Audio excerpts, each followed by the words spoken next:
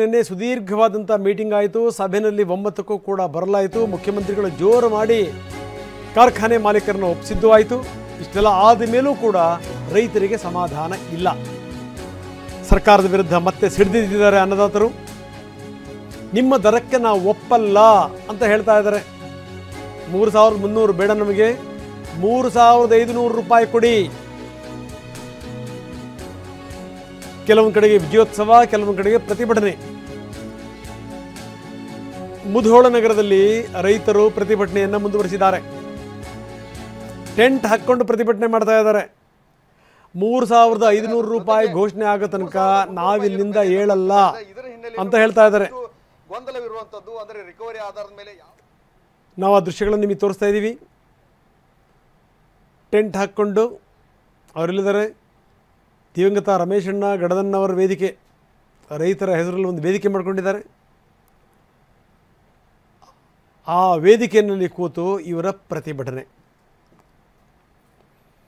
ಬನ್ನಿ, ನಮ್ಮ ಪ್ರತಿನಿಧಿ ರವಿ ಈಗ ನಮ್ಮೊಂದಿಗೆ ನೇರ ಸಂಪರ್ಕದಲ್ಲಿದ್ದಾರೆ. ರವಿ, ಭಾಳ ಗಮನಿಸಬೇಕಾದಂಥ ಸಂಗತಿ, ಒಂದು ಕಡೆಗೆ ವಿಜಯೋತ್ಸವ ನಡೀತಾ ಇದೆ, ಸಂಭ್ರಮಿಸ್ತಾ ಇದ್ದಾರೆ ರೈತರು.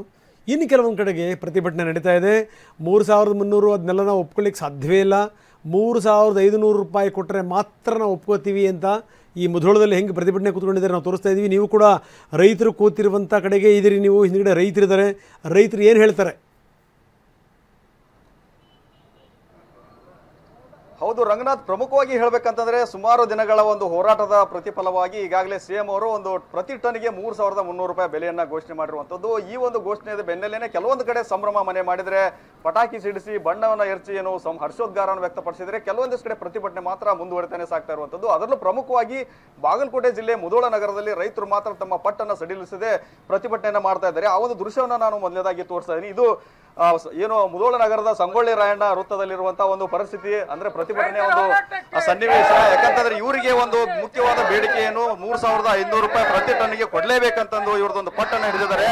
ಆ ಒಂದು ನಿರ್ಧಾರದಿಂದ ನಾವು ಯಾವುದೇ ಕಾರಣಕ್ಕೂ ಹಿಂದೆ ಸರಿಯುವುದಿಲ್ಲ ಅನ್ನೋ ಒಂದು ಮಾತನ್ನ ಹೇಳ್ಕೊಂಡು ಈಗಾಗಲೇ ಏನೋ ರೈತ ಹೋರಾಟಗಾರರಂತ ರಮೇಶಣ್ಣ ಗಡದನ್ನವರ ಒಂದು ವೇದಿಕೆಯನ್ನ ಮಾಡಿಕೊಂಡು ಸಂಗೊಳ್ಳಿ ರಾಯಣ್ಣ ವೃತ್ತದಲ್ಲಿ ಪ್ರತಿಭಟನೆ ನಿರಂತರವಾಗಿ ಮಾಡ್ತಾ ಇದ್ದಾರೆ. ಆದ್ರೆ ನಾವು ಯಾವುದೇ ಕಾರಣಕ್ಕೂ ಜನರಿಗೆ ತೊಂದರೆ ಮಾಡೋದಿಲ್ಲ, ರಸ್ತೆ ತಡೆ ಇಂಥದನ್ನ ಮಾಡೋದಿಲ್ಲ, ಶಾಂತ ರೀತಿಯಿಂದವಾಗಿನೇ ನಾವು ಪ್ರತಿಭಟನೆಯನ್ನ ಮುಂದುವರಿಸ್ತಾ ಇದೀವಿ. ನಮ್ಮ ಸ್ಥಳಕ್ಕೇನೆ ಸಕ್ಕರೆ ಸಚಿವರು ಬರಬೇಕು, ನಮಗೆ ಸೂಕ್ತವಾಗಿ ಒಂದು ಭರವಸೆನ ನೀಡಬೇಕು, ಲಿಖಿತವಾಗಿ ಹೇಳಬೇಕು, ಅಂದಾಗ ಮಾತ್ರ ಅದು ನಮಗೆ ಕನ್ವಿನ್ಸ್ ಆದ್ರೆ ಮಾತ್ರ ಹಿಂದೆ ಪಡಿತೀವಿ. ಆದ್ರೂ ಕೂಡ ಇಲ್ಲಿ ನಮ್ಮ ಬೆಲೆ ಮಾತ್ರ 3500 ಬೇಕೇ ಬೇಕು ಅನ್ನೋ ಒಂದು ಪಟ್ಟನ್ನ ಅವರು ರೈತರು ಹೇಳ್ಕೊಂಡು ಪ್ರತಿಭಟನೆ ನಡೆಸ್ತಾ ಇದ್ದಾರೆ. ಆ ಪ್ರತಿಭಟನೆಯಲ್ಲಿ ನಿರತರಾಗಿರುವಂತಹ ಪ್ರಮುಖ ರೈತ ಮುಖಂಡರನ್ನು ಕೂಡ ನಾವು ಮಾತಾಡ್ತೇನೆ. ಏನ್ ಹೇಳ್ತಾರಂತ ಸರ್, ಈಗ ನಿನ್ನೆ 3300 ರೂಪಾಯಿ ಬೆಲೆ ಘೋಷಣೆ ಮಾಡಿದ್ರೆ ನಿಮ್ಮ ಜಿಲ್ಲೆಯವರೇ ಕೆಲವೊಂದಿಷ್ಟು ಜನ ಸಂಭ್ರಮಾಚರಣೆ ಮಾಡ್ತಾ ಇರುವಂತದ್ದು, ಆದ್ರೆ ನೀವು ಅದಕ್ಕೆ ಒಪ್ತಾ ಇಲ್ಲ. ಯಾಕೆ ಒಪ್ತಾ ಇಲ್ಲ, ಮತ್ತೆ ಏನಾಗಬೇಕಂತೀರಿ? ಈಗ ನೋಡಿ, ನಾವು ಈ ವರ್ಷದ್ದೇನು ಮೊದಲೇ ದರ 3500 ರೂಪಾಯಿ ಕೊಡಬೇಕು ಅಂತೇಳಿ ಏನು ಹೋರಾಟ ಮಾಡಾಕತ್ತೀವಿ ರಾಜ್ಯದ ಎಲ್ಲ ಕಡೆ. ನಿನ್ನೆ ಮಾನ್ಯ ಮುಖ್ಯಮಂತ್ರಿಗಳು ಒಂದು ರೇಟ್ ಘೋಷಣೆಯನ್ನು ಮಾಡ್ತಾರೆ. ಏನು ಕಾರ್ಖಾನೆ ಮಾಲಕರಿಂದ 3250 ರೂಪಾಯಿ, ಸರ್ಕಾರದಿಂದ 50 ರೂಪಾಯಿ. ಭಾಳ ರೈತರಿಗೆ ಕಬ್ಬು ಬೆಳೆಗಾರ ಸಿಹಿ ಸುದ್ದಿ ಅಂತೇಳಿ 3300 ಕೊಡಾಕತ್ತಿರಲ್ಲ, ಅದು ಬಹಳ ಅಪಾಯಕಾರಿ ಅಂತ ಆದಂತ ಹೇಳಿಕೆ.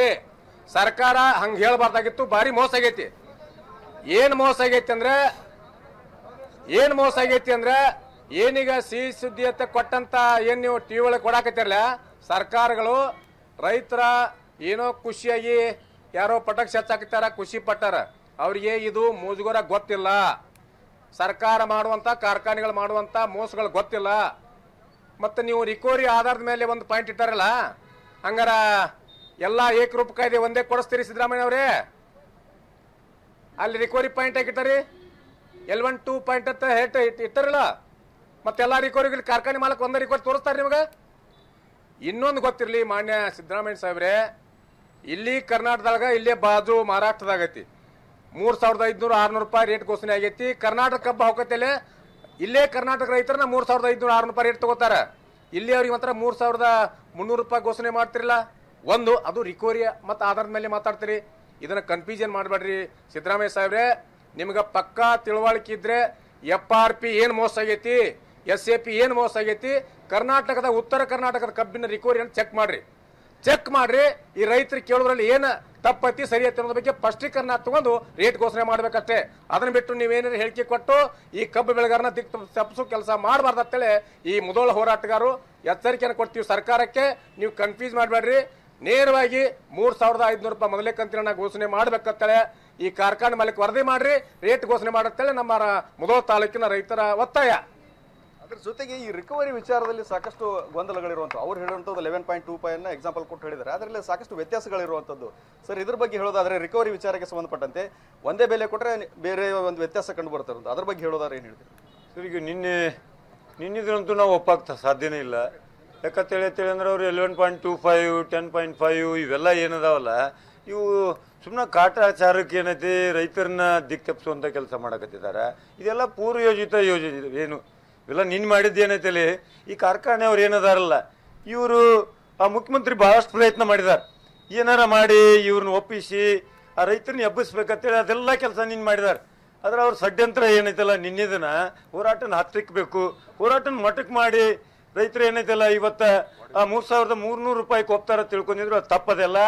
50 ರೂಪಾಯಿ ಕಾರ್ಖಾನೆಯವ್ರಿಗೆ ನೀವು ಏನು ಕೊಡಾಕತ್ತಿರಲ್ಲ ಸರ್ಕಾರದಿಂದ, ಅದು ನಮ್ಗೆ ಈಗ ಬೇಡ. 50 ರೂಪಾಯಿ ಅಂತೂ ಬೇಡ, 3,200 ಯಾರು ಕೇಳಿದಾರೆ ನಿಮ್ಗೆ? 3,300 ರೈತರಿಗೆ ಬೇಕಾದಂಥ ಕನಿಷ್ಠ ದರ 3,500 ರೂಪಾಯಿ. ನಿಮಗೆ ಯಾರಲ್ಲಿ ರೈತರನ್ನ ಕರೆದಿಲ್ಲ, ನೀವು ಬಾಗಲಕೋಟೆ ರೈತರಿಲ್ಲ, ಬೆಳಗಾವಿ ರೈತರಿಲ್ಲ, ಬಿಜಾಪುರದವರು ಇಲ್ಲ, ನೀವು ಯಾರೋ ಬೇಕಾದಂಥವ್ರನ್ನ ಒಂದಿಷ್ಟು 4-6 ಮಂದಿನ ಕುಂದಿರ್ಸ್ಕೊಂಡ ಒಂದು ಏಕಪಕ್ಷೀಯವಾಗಿ ನೀವು ನಿರ್ಣಯ ಮಾಡಿ ಏಕ ಬೆಳೆಗಾರಿಗೆ ಇದನ್ನ ಸಿಹಿ ಸುದ್ದಿ ಅಂತ ಹೇಳ್ಕೊಟ್ರೆ ಯಾರು ಒಪ್ಕೋತಾರೆ? ಹಾಗಂಗಿಲ್ಲ. ಅದಕ್ಕೆ ಈ ಹೋರಾಟ ಏನೈತಲ್ಲ 3,500 ರೂಪಾಯಿ ಸಲುವಾಗಿ ಮಾಡುವಂತ ಹೋರಾಟ ಇದು ಮುಖ್ಯಮಂತ್ರಿಯವರು, ಸಕ್ರಿ ಮಂತ್ರಿಯವರು, ನಮ್ಮ ಪಕ್ಕ ಜಿಲ್ಲೆಯದವರ ಅವ್ರಿಗೆ ಹೇಳಿ ಕಾರ್ಖಾನೆಯವರು ಎಲ್ಲಿ ಭಾಳ ಚಲೋ ದೋಸ್ತಿ ಐತೆ ಅವ್ರಿಗೆ 3,500 ರೂಪಾಯಿ ಮಾಡಲಿಲ್ಲ ಅಂತೇಳಿ ಅಂದ್ರೆ ಇದು ಬಿಡಂಗಿಲ್ಲ. ಇದಿಷ್ಟು ಇಲ್ಲಿನ ರೈತರ ಮಾತು. ಯಾವುದೇ ಕಾರಣಕ್ಕೂ ನಮ್ಮ ಬೇಡಿಕೆ ಏನಿದೆ 3,500 ರೂಪಾಯಿ ಪ್ರತಿ ಟನ್ಗೆ, ಅದನ್ನ ಕೊಡುವವರೆಗೂ ಕೂಡ ನಮ್ಮ ಹೋರಾಟ ನಿಲ್ಲೋದಿಲ್ಲ. ಆ ನಿಟ್ಟಿನಲ್ಲಿ ನಮ್ಮ ಪ್ರತಿಭಟನೆ ನಿರಂತರವಾಗಿರುತ್ತೆ ಅನ್ನೋ ಮಾತನ್ನ ಇಲ್ಲಿನ ರೈತರು ಹೇಳ್ತಾ ಇದ್ದಾರೆ. ರಂಗನಾಥ್, ಧನ್ಯವಾದ ತಮ್ಮೆಲ್ಲ ಮಾಹಿತಿಗೆ.